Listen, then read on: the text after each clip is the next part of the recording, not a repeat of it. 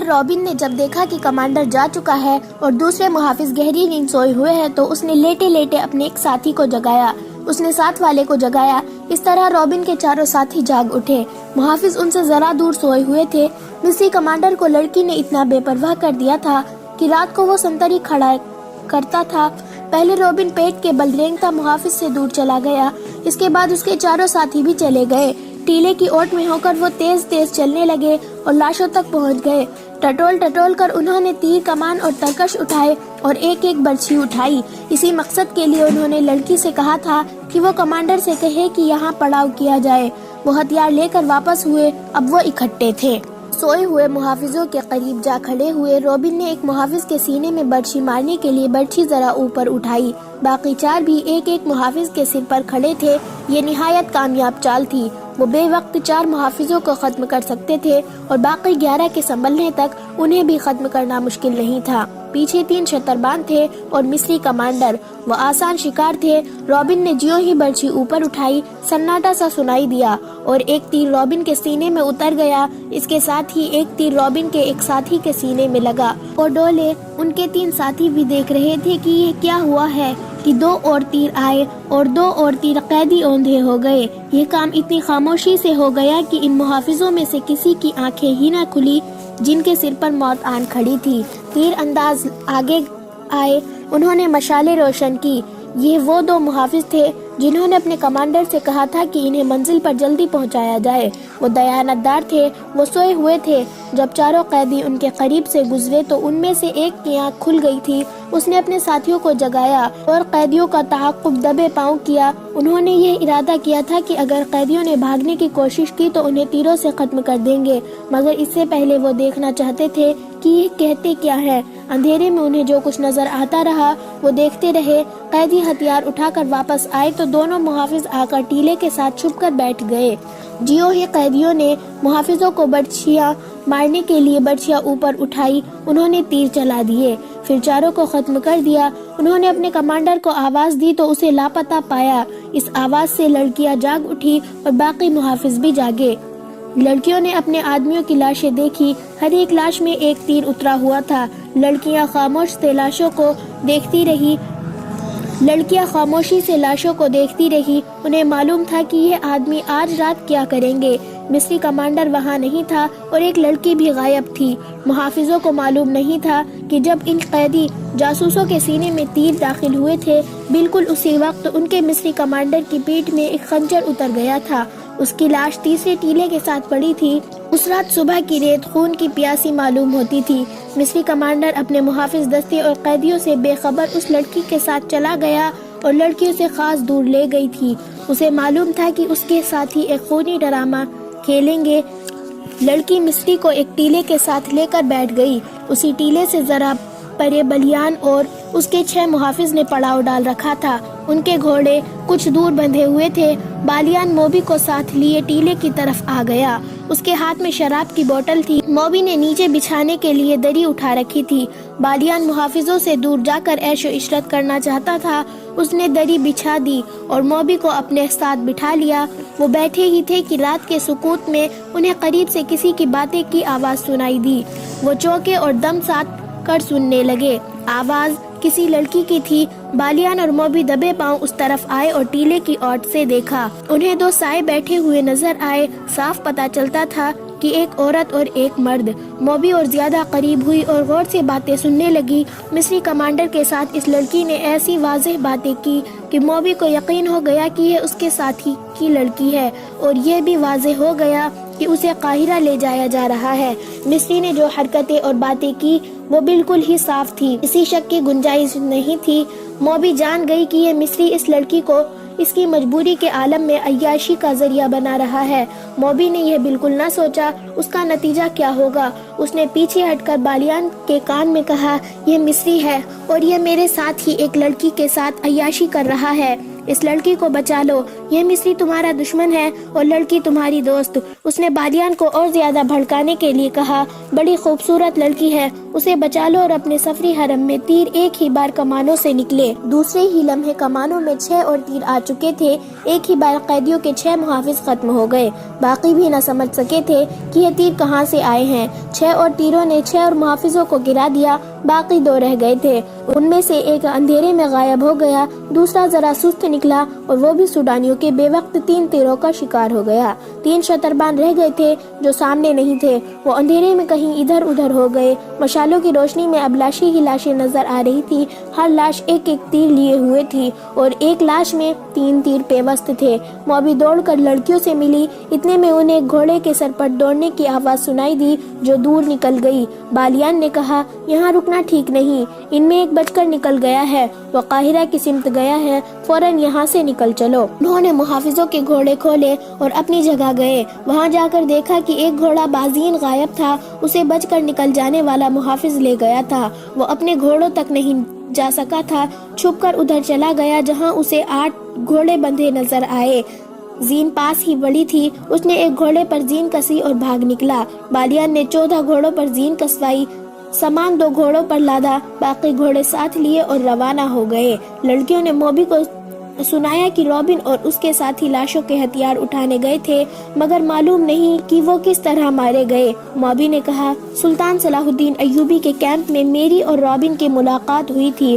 اس نے کہا تھا کہ مجھے یوں نظر آ رہا ہے کہ عیسیٰ مسیح کو ہماری کامیابی منظور ہے، ورنہ ہمیں اس طرح خلاف توقع نہ ملتی۔ آج ہماری ملاقات بالکل خلاف توقع ہو گئی ہے، لیکن میں یہ نہیں کہوں گی کہ عیسیٰ مسیح کو ہماری کامیابی منظور ہے۔ خدا یسوع مسیح ہم سے ناراض معلوم ہوتا ہے۔ ہم نے جس کام میں ہاتھ ڈالا وہ چوپٹ ہوا۔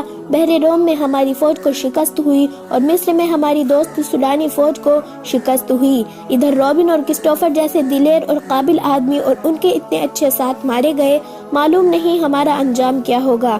بالیان نے کہا، ہمارے جیتے جی تمہیں کوئی ہاتھ نہیں لگا سکتا۔ میرے شیروں کا کمال تم نے دیکھ لیا ہے۔ جس وقت قیدیوں کا قافلہ لاشوں کے پاس ٹیلوں میں رکا تھا، اس وقت ساحل پر سلطان صلاح الدین ایوبی کی فوج کے کیمپ میں 3 آدمی داخل ہوئے۔ وہ اٹلی کی زبان بولتے تھے، ان کا لباس اٹلی کے دیہانتوں جیسا تھا، ان کی زبان کوئی نہیں سمجھتا تھا۔ اٹلی کے جنگی قیدیوں سے معلوم کیا گیا، انہوں نے بتایا کہ یہ اٹلی سے آئے ہیں اور اپنی لڑکیوں کو ڈھونڈتے پھر رہے ہیں۔ یہ یہاں کے سالار سے ملنا چاہتے ہیں۔ انہیں بہاؤالدین شداد کے پاس پہنچا دیا گیا۔ سلطان صلاح الدین ایوبی کی غیر حاضری میں شداد کیمپ کمانڈر تھا۔ اٹلی کا ایک جنگی قیدی بلایا گیا، وہ مصری کی زبان بھی جانتا تھا۔ اس کے واسطے ان آدمیوں سے باتیں ہوئی۔ ان آدمیوں میں ایک ادھیڑ عمر تھا اور 2 جوان تھے۔ تینوں نے ایک ہی جیسی باتیں سنائی۔ تینوں کی ایک ایک جوان بہن کو صلیبی فوجی ان کے گھروں سے اٹھا لائے تھے۔ کسی نے بتایا تھا کہ وہ لڑکیاں مسلمانوں کے کیمپ میں پہنچ گئی ہے۔ یہ اپنی بہنوں کی تلاش میں آئے تھے۔ انہیں بتایا گیا کہ یہاں 7 لڑکیاں آئی تھی۔ انہوں نے یہی کہانی سنائی تھی، مگر 7 جاسوس نکلی۔ ان تینوں نے کہا کہ ہماری بہنوں کا جاسوسی کے ساتھ کوئی تعلق نہیں ہے، ہم تو غریب اور مظلوم لوگ ہیں، کسی سے کشتی مانگ کر اتنی دور آئے ہیں، ہم غریبوں کی بہنیں جاسوس کی جرات کیسے کر سکتی ہیں؟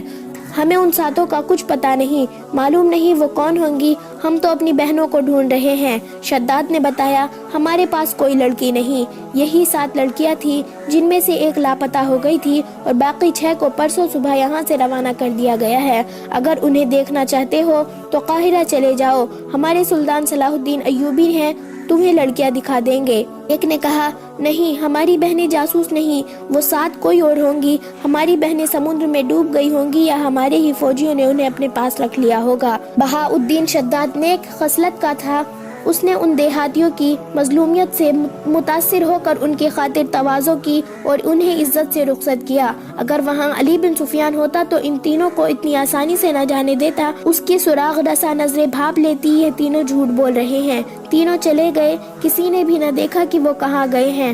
وہ چلتے ہی چلے گئے اور شام تک چلتے ہی رہے۔ کیمپ سے دور جہاں کوئی خطرہ نہ تھا، وہ چٹانوں کے اندر چلے گئے۔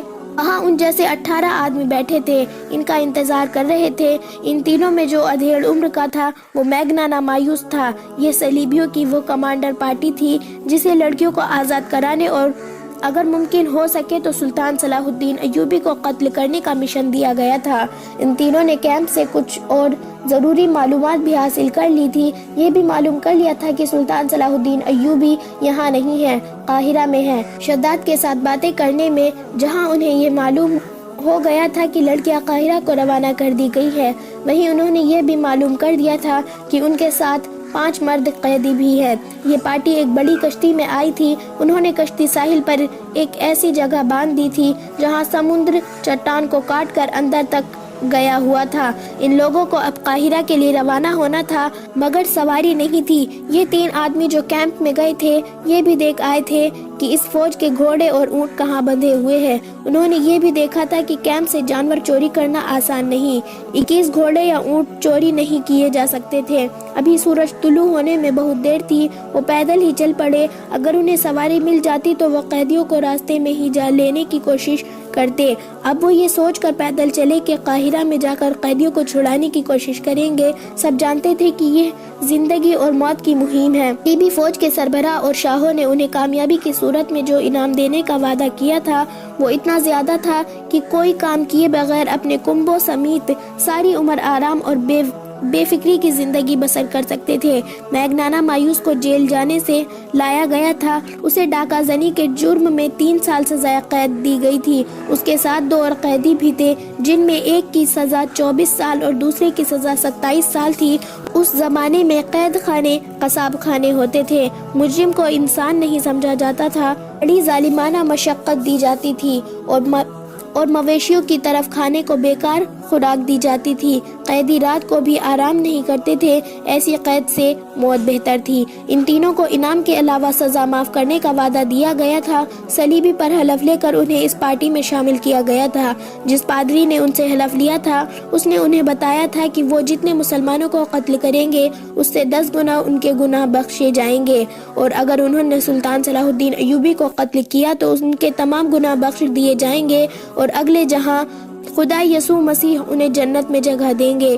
یہ معلوم نہیں تھا کہ یہ تینوں قید خانے کے جہنم سے آزاد ہونے کے لیے موت کی اس مہم میں شامل ہوئے تھے یا اگلے جہاں جنت میں داخل ہونے کے لیے، یا انعام کا لالچ انہیں لے آیا تھا یا وہ نفرت جو ان کے دلوں میں مسلمانوں کے خلاف ڈالی گئی تھی۔ بہرحال وہ عزم کے پختہ معلوم ہوتے تھے اور ان کا جوش و خروش بتا رہا تھا کہ وہ کچھ کر کے ہی مصر سے نکلیں گے یا جانیں قربان کر دیں گے۔ باقی 18 فوج کے منتخب آدمی تھے۔ انہوں نے جلتے ہوئے جہازوں سے جانیں بچائی تھی اور بڑی مشکل سے واپس گئے تھے۔ وہ مسلمانوں سے اس جلالت آمیز شکست کا انتقام لینا چاہتے تھے۔ انعام کا لالچ تو تھا ہی، یہی جذبہ تھا جس کے جوش سے وہ اندیکھی منزل کی سمت پہلے ہی چل پڑے۔ دوپہر کے وقت ایک گھوڑا سلطان صلاح الدین ایوبی کے ہیڈ کوارٹر کے سامنے جا رکا۔ گھوڑے کو پسینہ پھوٹ رہا تھا اور سوار کے منہ سے تھکن کے مارے بات نہیں نکل رہی تھی۔ وہ گھوڑے سے اترا تو گھوڑے کا سارا جسم بڑی زور سے کانپا۔ گھوڑا گر پڑا اور مر گیا۔ سوار نے اسے آرام دیے بغیر اور پانی پلائے بغیر ساری رات اور آدھا دن مسلسل دوڑایا تھا۔ سلطان صلاح الدین ایوبی کے محافظوں نے سوار کو گھیرے میں لے لیا، اسے پانی پلایا اور جب وہ بات کرنے کے قابل ہوا تو اس نے کہا کہ کسی سالار یا کمانڈر سے ملاؤ۔ سلطان صلاح الدین ایوبی خود ہی باہر آ گیا تھا۔ سوار اسے دیکھ کر اٹھا اور سلام کر کے کہا، سلطان کا اقبال بلند ہو، بری خبر لایا ہوں۔ سلطان صلاح الدین ایوبی اسے اندر لے گیا اور کہا، خبر جلدی سناؤ۔ اس نے کہا، قیدی لڑکیاں بھاگ گئی ہے، ہمارا پورا دستہ مارا گیا ہے، مرد قیدیوں کو ہم نے جان سے مار دیا ہے، میں اکیلا بچ کر نکلا ہوں۔ مجھے یہ معلوم نہیں کہ حملہ ور کون تھے۔ ہم مشالوں کی روشنی میں اور وہ اندھیرے میں تیر آئے اور میرے تمام ساتھی ختم ہو گئے۔ یہ قیدیوں کے محافظوں کے دستے کا وہ آدمی تھا جو اندھیرے میں غائب ہو گیا تھا اور سوڈانیوں کا گھوڑا کھول کر بھاگ گیا تھا۔ نے گھوڑے کو بنا روکے سرپٹ دوڑایا تھا اور اتنا طویل سفر آدھے سے بھی تھوڑے وقت میں طے کر لیا تھا۔ سلطان صلاح الدین ایوبی نے علی بن سفیان اور فوج کے ایک نائب سالار کو بلایا۔